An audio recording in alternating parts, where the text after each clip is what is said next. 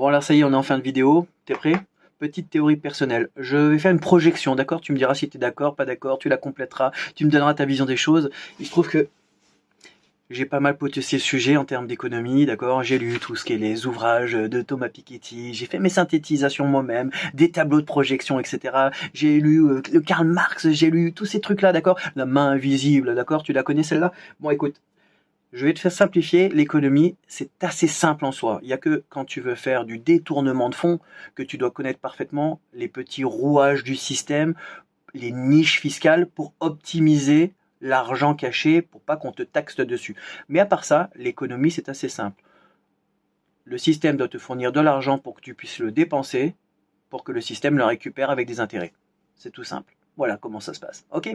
Donc je vais te montrer simplement le petit schéma que je pense que pour 2027, on va nous amener à faire, qui va faire que ça y est, on sera au summum de l'optimisation du système. Parce que le système n'a qu'un seul risque en soi, c'est qu'il peut faire banqueroute ou faillite. Sauf que, comme je te l'expliquais dans la vidéo, ils vont mettre l'euro numérique en place. Quel est son rôle et quel est le lien avec le crédit social? Je t'explique, ok? Alors, actuellement, tu vois, il y a les banques. Donc, on va dire la BCE, la Banque Centrale Européenne. C'est elle qui nous fournit la monnaie. C'est-à-dire qu'en gros, les banques doivent toujours avoir dans leur caisse 15% de cash, de liquide, et le reste, 85%, c'est uniquement de l'argent, d'accord, déjà qui est numérisé, virtualisé, dématérialisé. Tu payes ta carte bancaire, c'est juste informatisé tout ça. Tu n'as plus besoin de faire un échange de monnaie physique, avec une valeur physique. Ok? Donc il faut savoir que c'est la Banque Centrale Européenne qui fournit cette liquidité aux banques, et les banques, elles, doivent toujours avoir ce minimum de 15% de cash. Mais du coup, en passant à l'euro numérique, dorénavant, les banques, s'ils ne possèdent plus d'argent liquide, elles ne peuvent plus faire bank run. D'accord? Banqueroute, mais en fait c'est bank run. Run, c'est courir à la banque. Si on sent qu'il va y avoir une faillite, on court tous à la banque, on veut tous retirer notre argent en même temps, sauf que comme il n'y a que 15% seulement de la monnaie qui est réellement physique présente dans les caisses, bah ça veut dire qu'il y a 85% de citoyens qui ne seront pas servis. Du coup, la banque fait faillite. Parce que toi, tu veux retirer ton argent. Pour éviter ça, il suffit de supprimer l'argent liquide. Comme ça, quoi qu'il arrive, tu ne pourras plus le retirer. Il ne sera plus là. Il sera uniquement numérique. Donc, tu veux combien? Il tape sur le clavier. Et basta. Donc, c'est le système absolu pour une banque pour ne plus jamais faire faillite. Et deuxième point, l'argent liquide, à la base, c'est une monnaie physique qui, comme le dit le mot, argent, contenait un certain pourcentage d'un métal précieux, donc l'argent, qui était une vraie monnaie d'échange, qui avait une valeur d'échange physique, qui faisait que quand tu l'échangeais contre un service, un bien, peu importe, la personne pouvait transformer, mettre l'écusson qu'elle voulait, etc. Peu importe, la valeur du produit, la raréfaction du produit faisait que ça avait une valeur d'échange physique pour n'importe quoi, n'importe où. Dorénavant, si tu supprimes cette capacité physique, cette valeur d'échange physique, il n'y a plus besoin de quoi que ce soit. Ok? Donc du coup, il n'y a même plus besoin d'aller déforester des endroits ou d'aller piocher dans d'autres endroits ou d'exploiter des terres dans d'autres endroits. En tout cas, pour la partie monnaie. Je ne te parle pas des micro-composants et tout ce qui s'ensuit. Non. Je te parle de la partie monétaire. D'accord? Il n'y a plus besoin de créer une monnaie. Juste à taper sur un clavier. Le seul frais, ça sera de l'eau pour refroidir les serveurs qui contiennent les données numériques. Donc tes informations numériques, les fameuses, le nouvel or noir comme on dit, tes données à toi, d'accord? En gros, tu n'auras plus que de la monnaie virtuelle. Donc c'est tout bénef pour une banque de fournir de la monnaie numérique, surtout quand tu la prêtes contre des intérêts réels. C'est tout banque. Tiens, tu veux 10 000? Ok, mais tu me rendras 11 000.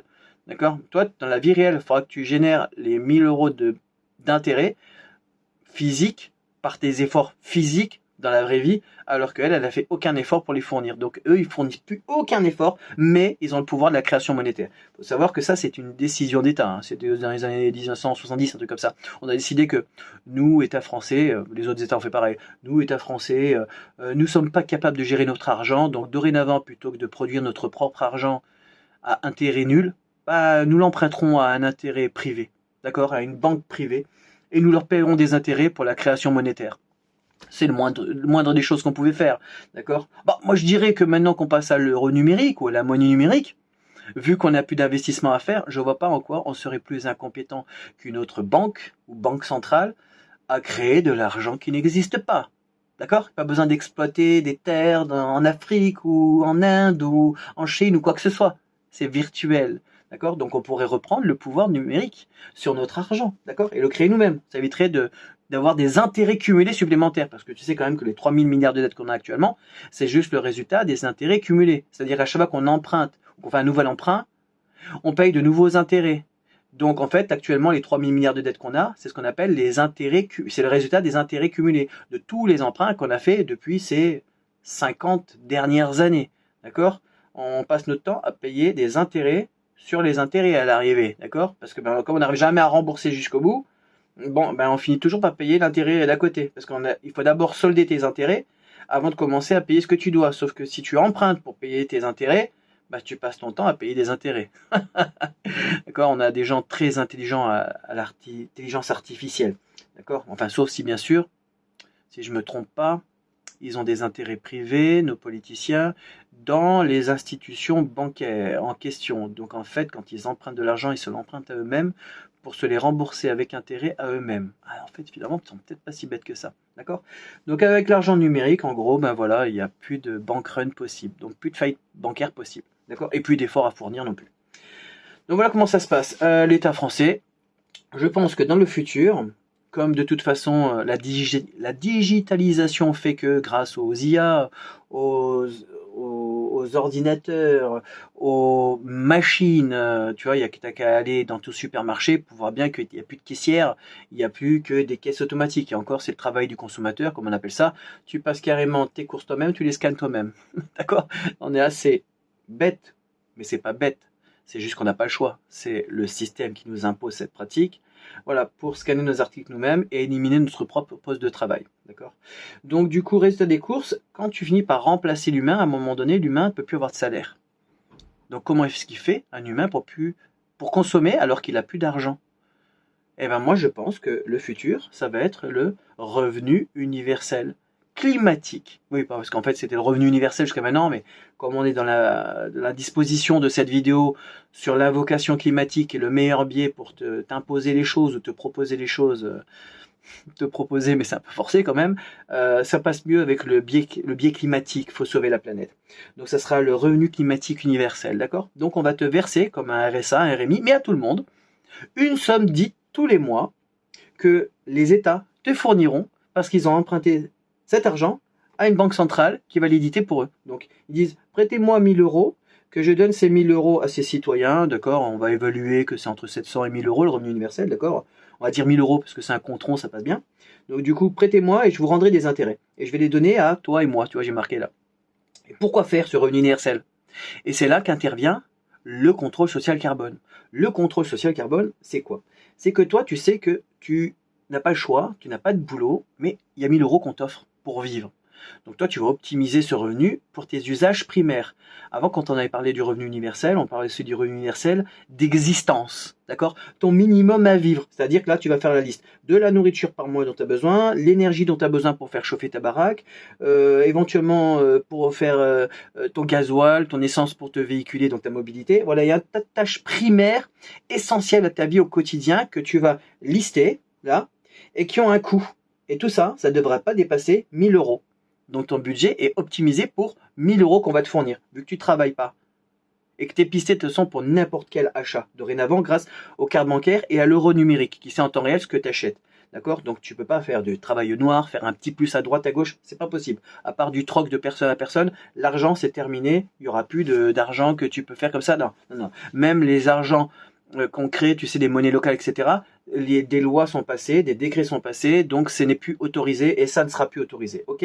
Donc, toute transaction numéraire, d'accord, si je puisse dire, donc en argent, ou qui constitue un moyen de payer des choses à droite à gauche, ça ne sera plus possible en dehors de la légalité. Voilà, donc il n'y restera plus que le troc à côté. D'accord? Ça veut dire que l'État saura en temps réel, grâce à la traçabilité sur la monnaie numérique, ce que tu achètes. Tu ne pourras jamais dépasser ces 1000 euros qu'on va t'accorder. Du coup, toi, tu vas optimiser ta vie. C'est-à-dire, pour être sûr de jamais sortir de ce budget, tu vas choisir que tu mangeras toujours 20 euros de tomates, 10 euros de concombre, viande de poulet, machin. Donc, en fait, quand tu vas faire le calcul de tes besoins primaires essentiels, tu vas te faire une genre de shortlist mensuelle que tu ne sortiras jamais par rapport au budget qu'on t'allouera parce que tu ne pourras jamais sortir de ça. Ce qui fait que ta liste de vie, de consommation, d'agissement, elle est fixe, elle peut plus bouger. Tu peux pas te permettre un écart parce que tu n'as pas les moyens d'avoir la petite différence qui fait le petit plus ce mois-ci. À part te priver d'un truc en cours de route pour dire, ce mois-ci, je veux manger 2 tablettes de chocolat plutôt qu'une seule, mais je vais me priver de concombre ou je vais me priver de prendre ma bagnole. Les choix, les arbitrages que tu vas devoir faire, c'est dans ce budget. Mais tu pourras pas en sortir, ok? Maintenant, l'intérêt du contrôle social carbone, c'est quoi? C'est que intervient le coût carbone de ce que tu vas consommer. C'est-à-dire qu'à côté, on va te dire que tous ces achats en euros, ils ont un coût carbone. Et tu sais que tu as un compte carbone. Donc toi, du coup, tu dois tomber bon sur les 1000 euros, mais tu dois tomber bon pour pas dépasser non plus le coût carbone. C'est-à-dire que là, tu as décidé, toi, de manger peut-être de l'agneau pour ce budget-là, plutôt que du poulet. Mais malheureusement pour toi, autant tu vas être bon dans ton budget, autant tu vas pas être bon dans ton quota carbone. Donc du coup, avec le quota carbone rajouté au revenu universel et à la somme dédiée à tes achats et à ta vie, en fait, le coût carbone, comme c'est indexé sur le choix que tu vas faire, ça va t'obliger plutôt à faire un certain type de choix, plutôt que d'avoir le choix de faire ce choix. D'accord? Je me dis, avec ces 50 euros, je veux m'acheter du bœuf, des saucisses, des machins et des trucs. Ah ok, t'as le budget. Mais en termes de coût carbone, t'as pété ton plafond. Donc du coup, ça va t'obliger à faire un re-arbitrage sur les autres. Pourtant, tu étais bon dans ton budget. Ben non, tu seras pas bon dans ton coût carbone. Donc non seulement avec le revenu universel, tu seras bloqué sur le type de somme allouée et à dépenser par mois, mais on va orienter tes choix de type d'achat, donc plutôt genre du poulet plutôt que de la viande de bœuf, qui a un coût carbone plus important, parce que tu seras obligé d'optimiser aussi ton quota carbone alloué par mois, qui est en fait quelque part comme une somme d'argent. Donc tu devras trouver un équilibre entre l'arbitrage de l'argent, ce que tu peux te permettre, et l'arbitrage du coût carbone, donc le type de choix que tu pourras te permettre. Donc en fait, pour moi, le contrôle social carbone, ce n'est pas pour t'embêter, c'est pour contrôler et surtout orienter le type de choix que tu vas faire, le type d'achat que tu vas faire, le type de consommation que tu vas faire, par rapport à l'argent qu'on va t'allouer, pour être sûr de calibrer l'entreprise qui va en face, d'accord, qui elle va produire uniquement dorénavant tout ce type de besoins primaires, parce qu'elle sait que forcément, tu n'auras pas le choix par rapport à cette somme allouée et ce quota-là alloué. Et donc, ça optimise, sa production uniquement pour produire ses biens et ses services, parce que tu seras prisonnier de ce cercle-là. Du coup, ça sera optimisé en termes de revenus, de bénéfices, de marge. Il ne peut plus y avoir d'erreur. Pourquoi? Parce qu'il ne peut plus y avoir de changement. Il n'y a plus de variabilité. Ok?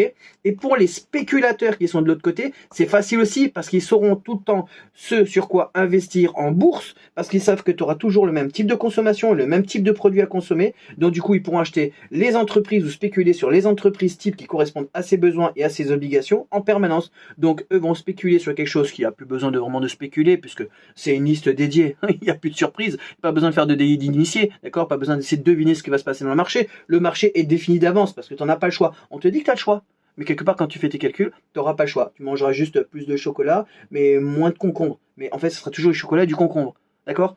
Tu vas faire un arbitrage sur quelque chose que tu peux te permettre, mais ce sera les choses que tu peux te permettre. Donc ta liste va être de consommation va être assez limitée, ce qui fait que ça facilite la vie à eux, donc aux entreprises, aux spéculateurs, pour savoir quoi produire, quelles ressources sont les plus essentielles, etc. Donc ça optimise le système.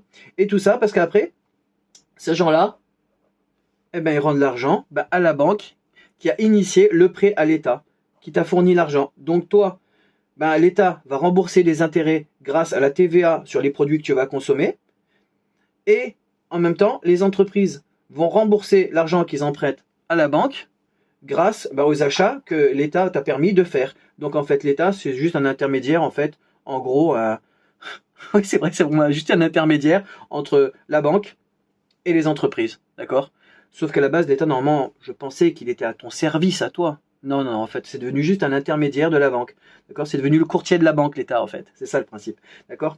Donc, c'est lui, au fur et à mesure. Et toi, l'État, c'est juste la législation, la légalité selon les pays, qui permet de mettre en place les bonnes taxes pour suffisamment assurer que par rapport au taux d'intérêt qu'il doit payer et à la somme allouée par rapport aux intérêts, les taxes, la somme des taxes correspond bien à la somme des intérêts à rembourser à la banque. Donc comme je te disais, si l'État crée lui-même la monnaie, il n'y a plus d'intérêt à verser. Donc du coup, les taxes peut-être pourraient drastiquement réduire ou ces taxes pourraient être allouées à vraiment des services qui faciliteraient la vie du quotidien des citoyens qui auraient enfin cette petite marge grâce à ces fameuses taxes qui seraient allouées aux services pour le bien commun. Ce qui n'est pas actuellement le cas. D'accord? Puisque sinon on ne serait pas à 3 000 milliards de dettes. Je te rappelle. Ok, donc voilà le système, comment il fonctionne, c'est tout simple. Voilà, donc moi je pense que pour 2027, tout le monde va te prendre le revenu universel climatique ou le revenu universel machin, etc. Mais le but c'est ça, c'est parce qu'ils savent que tu n'auras plus de boulot. Donc il faut bien que tu consommes, sinon les entreprises ne fonctionnent pas, sinon les banques ne gagnent pas d'argent, sinon les banques ne prêtent pas d'argent puisqu'elles n'en ont pas à prêter, etc. etc. Il faut que le système fonctionne. Et c'est toi le pigeon au milieu, c'est toi et moi. D'accord? Donc il n'y a pas le choix. Ils vont en passer par le revenu universel. C'est-à-dire on va t'allouer une somme parce que tu travailles plus, parce que c'est pas toi qui travailles, parce que c'est les entreprises qui font le boulot à travers des ordinateurs, à travers des robots, à travers des chaînes de montage, etc., etc. Quand tout va être optimisé, automatisé, sans l'intervention de l'humain, ah ouais, ça fonctionne tout seul. Mais toi, ils vont te dire, ah mais il se passe comme ça, du coup, vous avez du temps pour vous, pour optimiser votre vie, faire des choses, faire quelque chose. Ah non, non, excuse-moi, moi, ma vie, c'était peut-être le plaisir de m'accomplir dans certaines tâches. Ma vie, c'était peut-être de consommer certains aliments plutôt que d'être réduit à une liste d'aliments. C'était peut-être posséder des biens, c'est-à-dire de l'immobilier, etc. Ce qui ne sera plus possible, puisque tu sais que l'État, dans l'histoire, là, quand il emprunte à la BCE ou à une banque de l'argent, il lui faut des garanties. Quelle est la seule garantie de l'État pour pouvoir dire je vous emprunte tant, vous inquiétez pas, on va pouvoir rembourser tant? C'est tout simple. L'État doit toujours s'assurer que pour rembourser les intérêts qui correspondent à une certaine somme, eh ben en fait, pour avoir cette somme-là, il faut qu'il y ait un minimum d'achat qui correspond à un minimum de taxes qui correspond à cette somme. Donc un minimum d'achat correspond à un minimum de citoyens. Donc l'État, lui, sa seule tâche, c'est s'assurer qu'il y a minimum un certain nombre de citoyens dans le pays qui va générer un certain nombre d'achats minimum. Donc que tu sois français, pas français, étranger, peu importe, du moment que tu vis en France, que tu consommes en France, l'État se fout de ta nationalité. De toute façon, l'État européen lui-même, parce que maintenant c'est un État européen, il n'y a plus les États-nations, pour ton information, donc l'État européen, il se fout de savoir la nationalité que tu as. Non, il te faut un consommateur lambda, quel que soit l'endroit où il ça, c'est un consommateur lambda qui correspond à un achat lambda, qui correspond à une taxe, et la somme des taxes doit correspondre aux intérêts à rembourser à la banque par rapport à l'emprunt qui a été fait à la base. Ok? C'est tout. D'accord? Comment ça se fait? Et qu'est-ce qui garantit à cette banque que l'État va faire son boulot en dehors du fait que l'État doit s'occuper de gérer un certain nombre de citoyens? C'est qu'il s'appuie sur le fait qu'il a un patrimoine. Ton patrimoine. Et là, je te citerai la loi Laglaise. Va te renseigner. 2019, la loi Laglaise. C'est-à-dire dorénavant, en France, par exemple, c'est comme en Angleterre. C'est-à-dire, rien ne t'appartient. Maintenant, au fur et à mesure, c'est racheté là. C'est-à-dire qu'en gros, tous les terrains appartiennent à l'État et tu lui alloues pour 40 ans, 99 ans, peu importe. Et au bout d'un moment, ça revient à l'État. C'est-à-dire en gros, en permanence, de toute façon, tous les terrains appartiennent à l'État. C'est juste que toi, tu payes une concession pour un temps donné. Plus aucun intérêt à devenir propriétaire, je te le dis tout de suite, d'accord? Je sais que la vidéo, là, c'est comment faire une maison à énergie positive, etc. Et tu vas payer des sommes astronomiques pendant des années pour obtenir ton autonomie. Et une fois que tu as ton autonomie, tu dois payer ta concession. Et il se trouve que tes descendants ou toi-même, tu n'as pas les moyens de payer ta concession au bout de 40 ans, 50 ans ou 99 ans. Du coup, tu fais mince. L'État dit, alors je récupère le terrain. Ah, mais il y a ma maison dessus. Merci. Voilà, voilà. En gros, c'est ça le système. En gros, c'est le patrimoine français appartient dorénavant à l'État. Ça lui sert de garantie pour les emprunts bancaires. Et le nombre de citoyens garantit à la banque une certaine quantité de consommation qui garantit un certain nombre de taxes, qui garantit une certaine somme qui peut faire face aux intérêts de l'emprunt de l'État. Donc, comme je te disais que la banque, si elle est supprimée et que l'État fournit lui-même l'argent numérique, ça me dérange pas du coup là. Et que du coup, la différence des taxes qu'il récolte, ça sert au service des citoyens, leur faciliter les choses, ça me dérange même pas le revenu universel. Là. C'est pourquoi? Parce que la différence de la vie qu'on va avoir qui va être bien là-dessus, et les services qui vont être alloués, hôpital, belle vie, voyage, etc., si l'État peut le payer grâce aux taxes que je paye dans mes achats, tant mieux, tu vois. Faut pas être fermé d'esprit, faut voir les choses plus loin. Mais en gros, l'économie, et ce qu'on nous propose, je pense pour les années à venir, c'est ça. D'accord? C'est-à-dire, tellement tout va être automatisé, qu'il va y avoir du chômage, mais qu'il y a quand même besoin que les gens consomment. Si tu remplaces là, toi et moi, humains, par poule ou vache, donc l'optimisation d'un centre, tu vois, de poules en cage, c'est pareil pour moi. D'accord? Tout va être optimisé pour que toi, tu sois un consommateur de la bonne nourriture qui va bien, des services qui vont bien, de faire ton rôle, de faire tourner l'économie.